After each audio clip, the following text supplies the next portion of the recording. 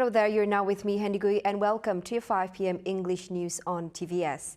Let's begin with today's topic. In a bid to accelerate efforts in achieving the herd immunity in Sarawak, Chief Minister Datuk Patinggi Abang Johari Tunopeng showed his support by visiting several newly established vaccination centres. Such an initiative was undertaken to address the rising number of workplace clusters. Kita hendak menyelesaikan masalah di tempat kerja. Kerana di antara bulan Mei, 29 Mei hingga 24 Jun tahun ini, kita mempunyai melihat 25 kluster dari tempat kerja. 25 new clusters in workplaces. Dan ia telah melibatkan 1,765 cases. From this cluster, ia boleh merebak kerana para pekerja akan balik di kampung, balik ke tempat mereka tinggal, dan ia akan mempunyai jangkitan kepada kawasan di mana mereka tinggal. SDMC Sarawak has decided that we have vaccination at the workplaces. Dan saya mengucap terima kasih kepada Longi kerana Longi telah berusaha untuk mempunyai tempat ini, dan sudah tentu syarikat-syarikat dekat ini pun boleh bekerjasama untuk mendapatkan suntikan vaksin di kawasan Samajaya ini. Abang Johari complimented the effort of the Sarawak government in the effort to bring focus to workplace transmission. He said so at a press conference at Longi Factory at Samajaya Industrial Zone, which is the first vaccination centre set up within an industrial zone. Earlier, the Chief Minister paid a visit to the Spring Kuching and Viva City Megamall vaccination centres. As such, for the next 6 weeks, the Spring has repurposed its second floor as a vaccination centre and rolled out its vaccination program to approximately 10,000 vaccinees. The capacity to serve more vaccinees will gradually increase to 900 people daily. The centre, coordinated by fully trained healthcare professionals, which includes medical doctors and nurses from KPJ Kuching Specialist Hospital. The mall management stressed that no walk-ins will be entertained as all vaccination appointments are scheduled via My Sejahtera application. Now, on another development, the Chief Minister stressed that individuals born in Sarawak who do not possess any identification cards would not be left out of the national COVID-19 immunization program. He said they should approach their respective community leaders for clarification purposes and to be vaccinated. In view of that, the State Disaster Management Committee Chairman Dato' Amar Douglas Ugah Embas said a mechanism has been established by the state government in the effort to reach out to individuals without MYKADS. Meanwhile, the vaccination program will be expanded as soon as the industrial PPVs completed their inoculations. At the same time, Abang Johari extended his appreciation to all Sarawakians for their encouraging responses to the vaccination program. He stressed the need to continue taking precautions after vaccination. Now, Sarawak SUKMA contingent athletes and officials bound for SUKMA Johor 2022 will be vaccinated soon under the National COVID-19 Immunization Program.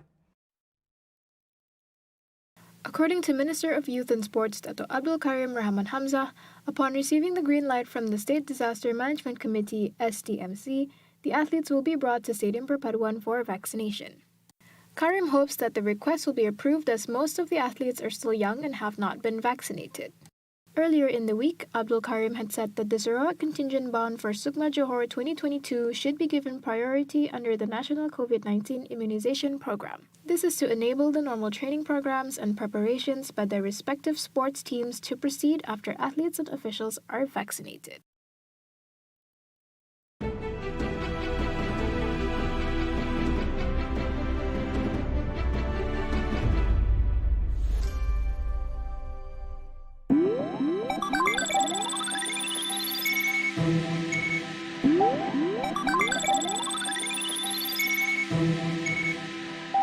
Sorry saya lambat.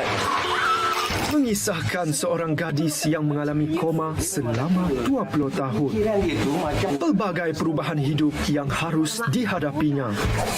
Mampukah Syahira menyesuaikan diri dan memulakan kehidupan yang baru? Jom saksikan drama bersiri Instagram setiap Rabu dan Khamis jam 8.30 malam hanya di TVS saluran 122. Jangan lupa bersama saya, Datuk Dr. Madeline Burma, di Ikon Roundtable pada minggu ini. Kita akan membincangkan pendidikan di Malaysia amnya dan Sarawak khasnya bersama Profesor Emeritus Datuk Dr. Hassan Said dan Profesor Datuk Dr. Nur Zaini Azman. Eksklusif hanya di TVS, saluran 122 Astro dan MYTV.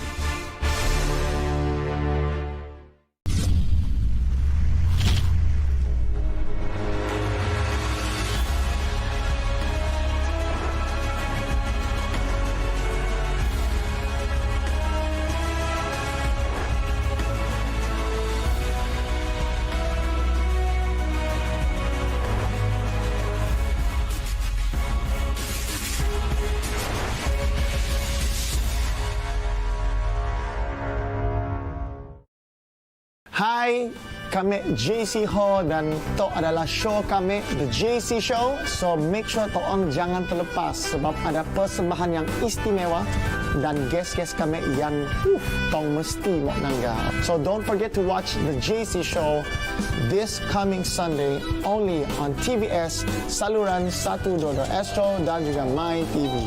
Jangan lupa temu janji dengan kami The JC Show. Don't forget to watch. Last episode to.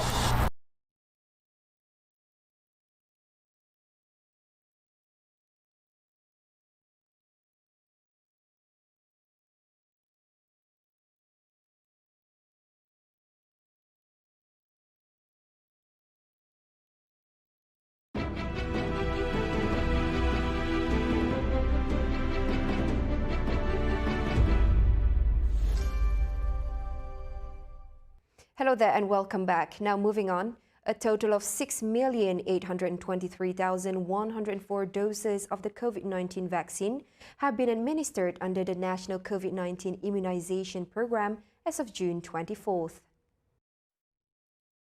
Health Minister Datuk Seri Dr. Adam Baba said of the total, 4,924,334 individuals had received the first dose and 1,898,770 others had completed the second dose. Meanwhile, the 5 states with the highest number of individuals who were fully vaccinated were Selangor, followed by Johor, Sarawak, Perak and Kuala Lumpur. On daily vaccinations under the PIC, Dr. Adam said a total of 268,604 doses were given yesterday compared to 252,773 doses the previous day. Right, more than 1.7 million senior citizens have received the first dose of a COVID-19 vaccine under the National COVID-19 Immunization Program or PIC. Women, Family and Community Development Minister Datuk Seri Rina Muhammad Harun said, as of June 20th, the data showed that a total of 568,282 senior citizens have completed the 2 doses of the vaccine. Commenting further, she stated that about 2.6 million out of 3.2 million senior citizens in Malaysia have registered in the MySejahtera application for the vaccination. Additionally, the community program had been started by the residents to ease the burden of those affected by the pandemic. Rescue crews near Miami began the daunting task of searching through tons of rubble for victims who may have survived the collapse of part of an oceanfront residential tower early on June 24th. At least 1 person was found dead and with 50 more unaccounted for. Meanwhile, officials have been unable to make contact with 51 people who supposedly lived in the building, home to a mix of people. The cause of the collapse remained unclear. A fire official said 35 people were rescued from the building in Surfside, a seaside enclave of 5,700 residents, including 2 who were pulled from the rubble as response teams used trained dogs and drones in a search for survivors. The search and rescue effort was slowed by at least one fire that burned at the site as firefighters doused the rubble with water. As of now, emergency responders and officials were still looking for people who might be in the rubble.